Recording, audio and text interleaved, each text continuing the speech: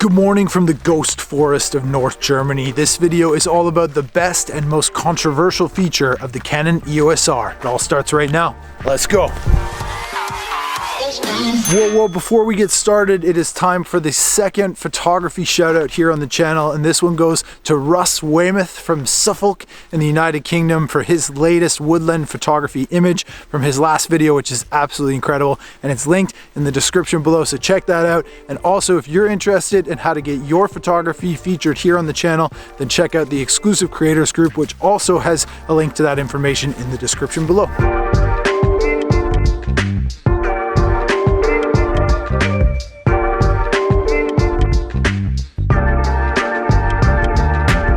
So the Canon EOS R, the little brother of the R5 and the R6, still a very, very good camera for still photography. Not a bad video camera, but one of the video specs that was really, really disheartening for me when I wanted to purchase a new camera was that there is a 4K crop, which means that it's really difficult to vlog with this camera, even with the 16-35, which I've got on right now, because the 4K crop at 16, and I'll show it to you, is really, really tight, and it's like too tight, you know, it's not wide enough at all. This is the 16-35 at 16 millimeters with the 4K crop. So as you can see in the GH5 here, that I've got my arm like fully extended, and this is like pretty heavy. It's not the lightest setup in the world, and that's how close it is with the 4K crop. So for vlogging, this is almost unrealistic, and this is a 16-35 2.8. So I mean, that's 16 mil, that's super wide. I'm not going to vlog with like a fisheye or anything, so this is kind of out of the question for vlogging. I mean,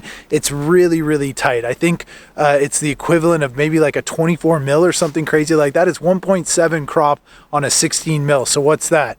1.7 at 16, I think it's like 32. It's hard to even think because I'm so extended here with my arm.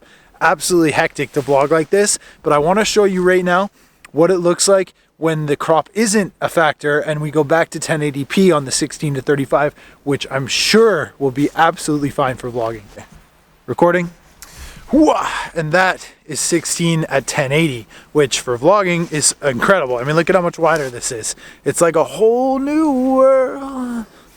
Disney classics. So yeah, much better, much better. Now, you might be asking yourself, why don't you just vlog in 1080? Because maybe people don't know the difference, and you could just vlog in 1080 and then edit it into 4K and upload that to YouTube, which is a bit of a trick and a bit of a cheat code. But I want to vlog in 4K, and I would love for my full frame camera to be able to do that with the 16-35, which is why I think the R6 or the R5 would be the option for me, because this is a very, very good focal range, and the autofocus actually works, which it does not on that camera. So that is definitely one of the benefits of the EOS R, but the crop is just such a crippling factor, you know, and that I understand. So I thought when I first bought it that I was going to hate the crop, and for quite a while I did, but it sort of grew on me as a landscape photographer because you can really use the crop to your advantage when it comes to video, and I'm going to show you right now.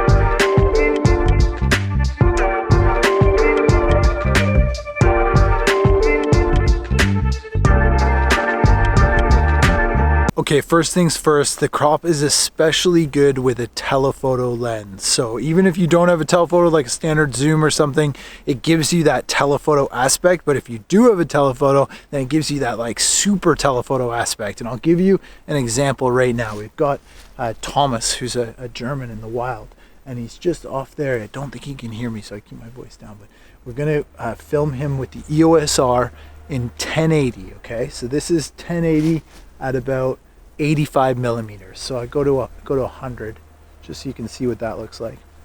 So there he is right there. That's 100 mil. Okay, now he's on the move. He's gone behind a tree. So let's see, we'll stop recording here, see if we can find him. This is German in the wild. Oh, there he is. To be really quiet so you don't scare him. All right. So got the 70-300 here, and if I go to about 135, it's gonna be hard to do holding you guys at the same time. Okay, loosen that. Okay, so we're gonna switch into 4K. And there's that crop.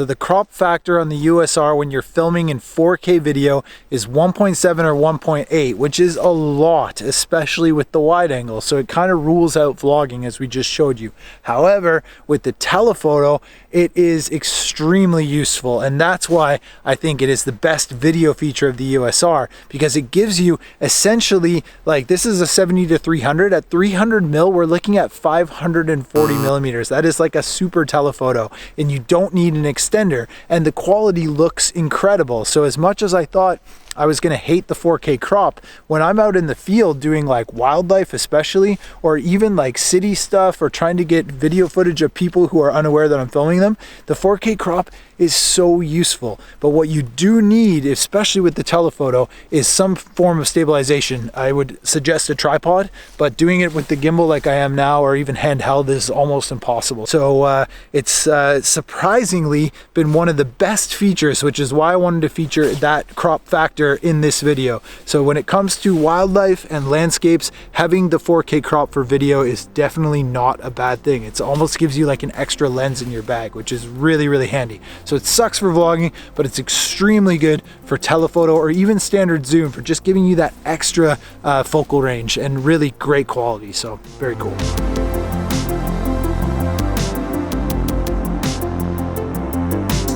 How about this for a vlogging perspective? The 4K crop would never be able to get this fucking 4K crop. Wait, this is the best video feature of the EOS R. Right. Gotta remember that. I don't still hate the 4K crop. It is useful sometimes.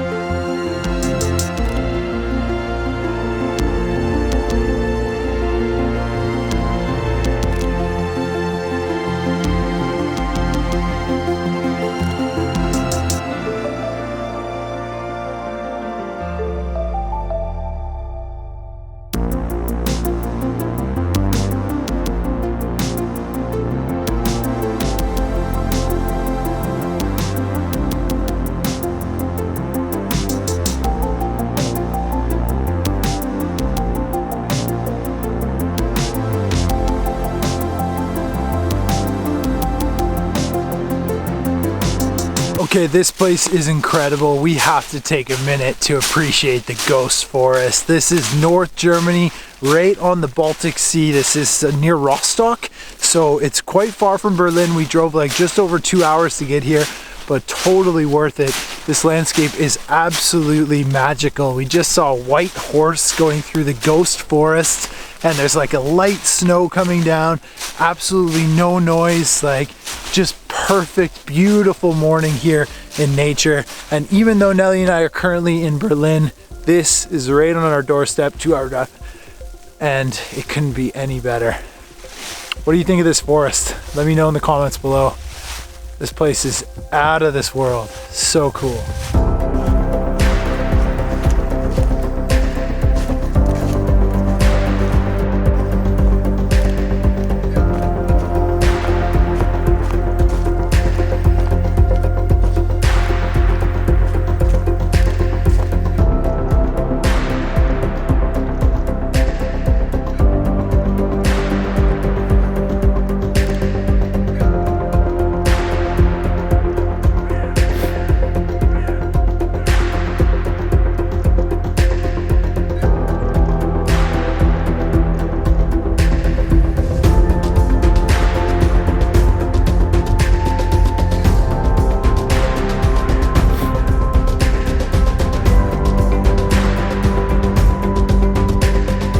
Another great example of the 4K crop is when you're picking out details in a scene. So that is not only for like landscape or wildlife, but it can be for client work or for your own vlogs or for people trying to get like just the eye or the eyelashes in focus. Then the 4K crop is a really good option for any lens at that point.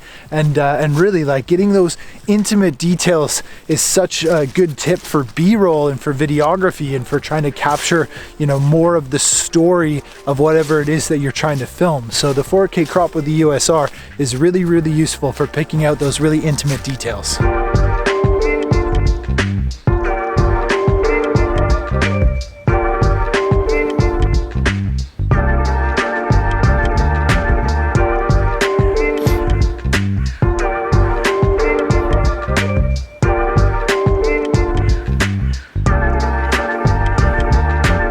wildlife. Now, we did not expect to see any wildlife here this morning, but a local hawk was just flying silently through the ghost forest. Looked absolutely incredible with sort of the light snow and the fog, and it landed on a tree like way off in the distance, and unfortunately it had its back towards us, but that was a really good example of when you would want to use the crop for wildlife. The best and most controversial video feature of the EOS R, the 4K crop, in my opinion.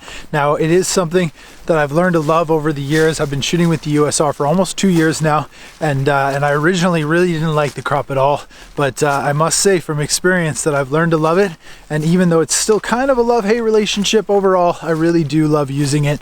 And it's not my primary video camera anyway, the EOS R. That's my main stills camera. For video, I shoot with the GH5, which I'm recording on right now, but this is also getting a bit old, and I think it's time for a bit of an upgrade or a change. So let me know what you think of which camera I should switch to in the comments below, and why. That'd be nice. I need other opinions, but I've got a few ideas in the making. I just wish I had a bit more cash, but anyway, I do love the EOS R's 4K crop for video footage when I need it, because it's really good for details, for close-ups, and for the super telephoto focal lengths, which I just can't get with my normal 70 to 200. So very useful 4K crop for me as a video feature, and I want to know your thoughts in the comments below. So let us know as always, and I hope you liked the video.